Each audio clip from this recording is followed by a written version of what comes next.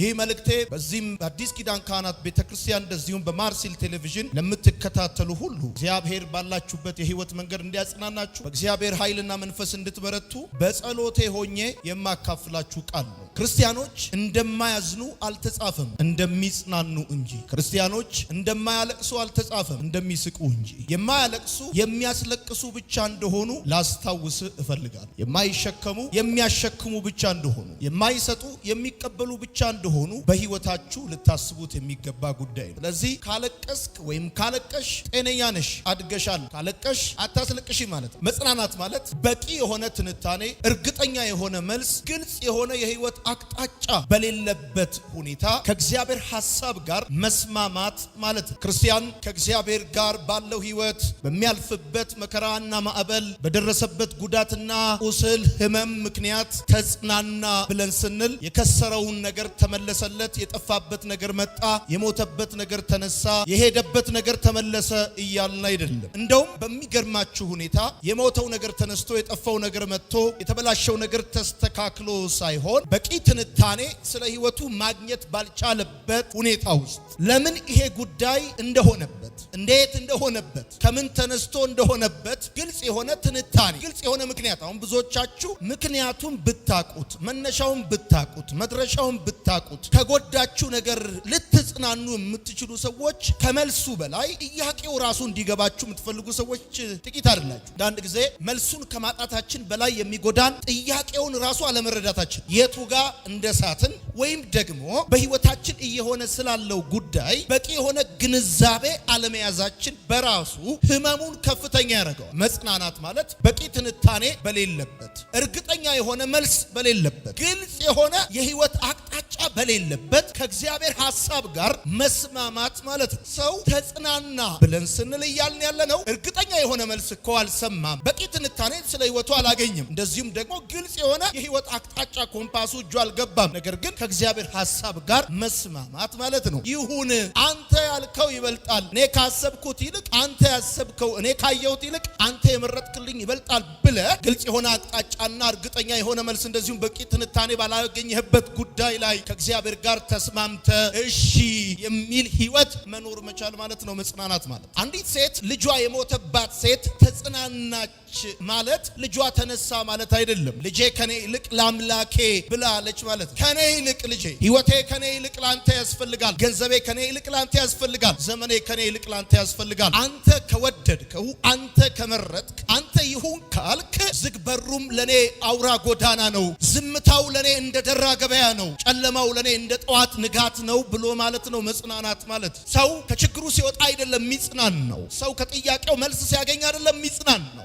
ኮምፈርት at the time of disappointment ነው መጽናናት። ልክ በዲስኮምፈርት ውስጥ ኤክስፒሪየንስ የምታረጉት ኮምፈርት ዲስአፖይንት በሆናችሁበት ሁኔታ ውስጥ የሚሰማችሁ ኮምፈርት ነው። ይሄ ደግሞ ከእግዚአብሔር አንጻር የተቃኘ አስተሳሰባችሁ ውጤት ነው። ከኔ ይልቅ ገንዘቤ፣ ከኔ ይልቅ ጊዜ፣ ከኔ ይልቅ ህይወቴ፣ ከኔ ይልቅ እድሜ ላንተ የሚገባ ከሆነ ከፈለግከው ይሁን ብላችሁ የምትስማሙበት አቅም ነው መጽናናት። ግልጽ የሆነ የህይወት አቅጣጫ የጠፋባችሁ ሰዎች፣ እርግጠኛ የሆነ መልስ ማግኘት የተሳናችሁ ሰዎች፣ በትንቢቱም በጸሎቱም በብዙ ትግል በብዙ ጣውረድና መንገድ ለህይወታችሁ ጥያቄዎች በቂ የሆነ መልስ ማግኘት ያልቻላችሁ ሰዎች። እሱ ብቻ አይደለም፣ ማንም እናንተ ስላላችሁበት የህይወት ጉዳይ እንደዚህና እንደዛ ነው ብሎ ሊያብራራ በማይችል ሊተነተን ሊወራ በማይችል ጉዳይ እንደውም የእናንተ ነገር ሲነሳ ሐኪም ዝም፣ ቤተሰብ ዝም፣ ጓደኛ ዝም፣ ሁሉም ዝም እስኪል ድረስ አንዳንዶቻችሁ የምታልፉበት ጉዳይ እንኳን አይደለም ለመልስ ለትንታኔ ለጨዋታም እንኳን አይመች። ግን ደግሞ ከዘጋው ከፈለገው ከወሰደው ይሁን ካለ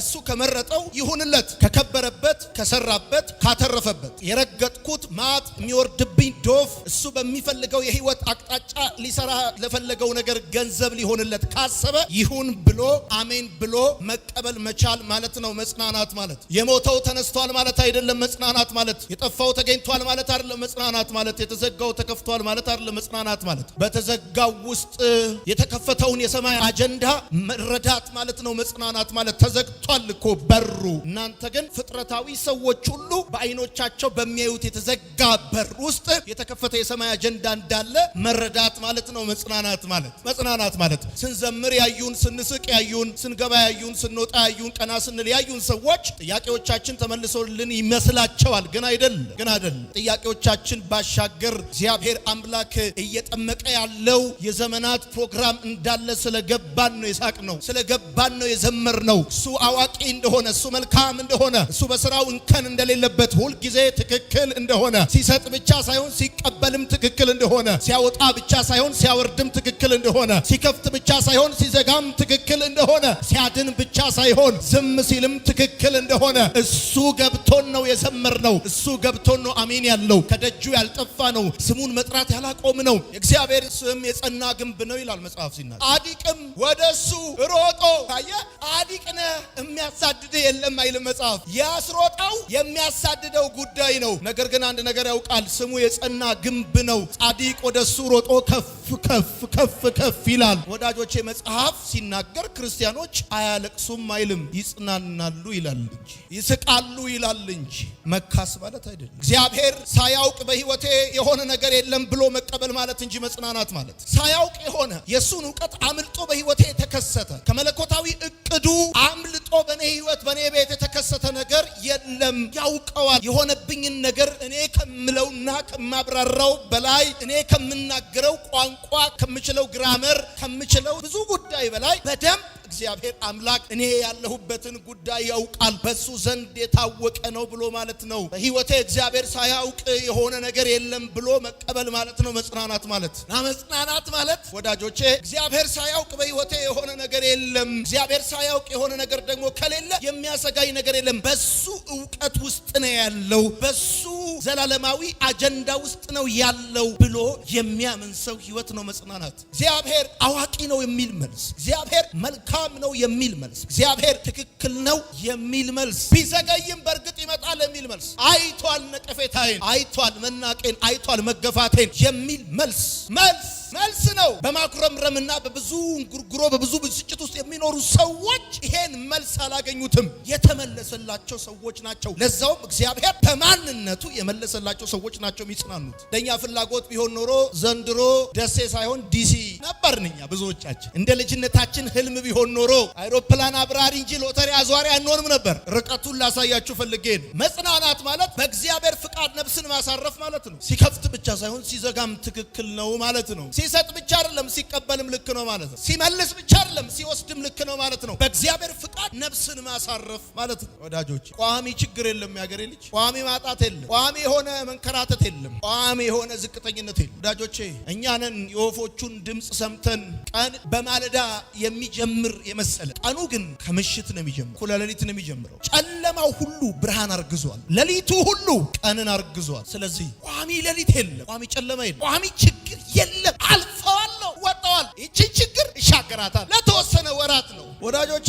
በተለይ እኮ ቃል የሚያውቅ ወንጌል የሚያውቅ አገልግሎ የሚያውቅ ክርስቲያን የሆነ ሰው ማጽናናት እኔ ነኝ ያለ ካውንስለር እንኳን ሀዘኑን ከውስጡ ያወስድለትም መንፈስ ቅዱስ ብቻ ነቅቶ ካልፈወሰው በስተቀር። እያልኳችሁ ያለሁት መሰላችሁ የሆነ የመጽናናት ደመና በቤታችሁ ላይ ይመጣላችኋል። እስቲ በደንብ አርጋችሁ አሜን ባሉ። በረዳችሁት ሰው የተገፋችሁ ሰዎች፣ ባጽናናችሁት ሰው የተቆሰላችሁ ሰዎች አንድ እውነት ነግራችኋል። መጽናናት ስሜት እንዳይመስላችሁ፣ ይኸው ዝም ብሎ ሙቀት እንዳይመስላችሁ፣ በቃቶ እንዳይመስላችሁ። መረዳት ነው መጽናናት፣ መረዳት ነው መጽናናት። እናቱ የሞተችበትም እናቱ ገበያ ሄደችበትም እኩል ያለቅሳል አለ ያገሬ ሰው። ምን አለብህ እንደሚሉት ማለት ነው። መጽናናት መረዳት ነው መጽናናት። እሺ ያላችሁ ጉዳይ ቢሆንም ኦኬ፣ ባይሆንም ኢትስ ኦኬ። እሺ ያላችሁ እግዚአብሔር እሺ ይሁንልህ ባለ ጉዳይ ላይ ቢሆንልህም ህይወት ይቀጥላል፣ ባይሆንልህም ህይወት ይቀጥላል። እግዚአብሔር እምቢ ካለህ ግን ጉዳይ ውስጥ ህይወት አይቀጥልም ማለት ሞት አለበት ማለት ነው። ኪሳራ አለበት ማለት ነው።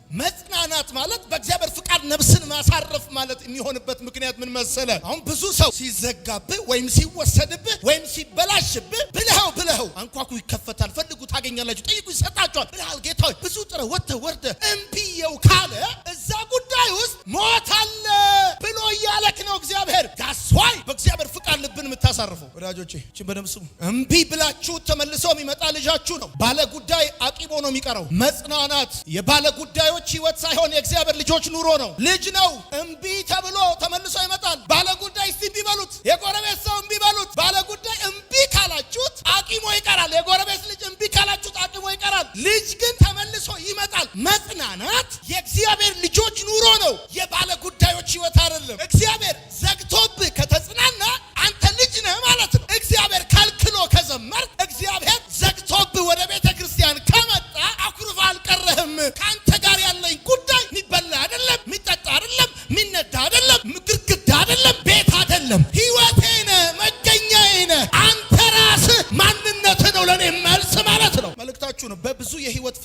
እያለፋችሁ ያላችሁ ሰዎች ለመጽናናት አንተ ደግሞ እንዴ በርታ በል ምናምን ብላችሁ የሰውን ጀርባ መታ አድርጋችሁ ህይወቱ አታረጉት። መጽናናት መረዳት it's a kind of understand ምን የሚል የእግዚአብሔር ልጆች ኑሮ ነው መጽናናት። ምድራዊ የሆነው ቤታችሁ እንኳን ቢፈርስ በእጅ ያልተሰራ ቤት አላችሁ።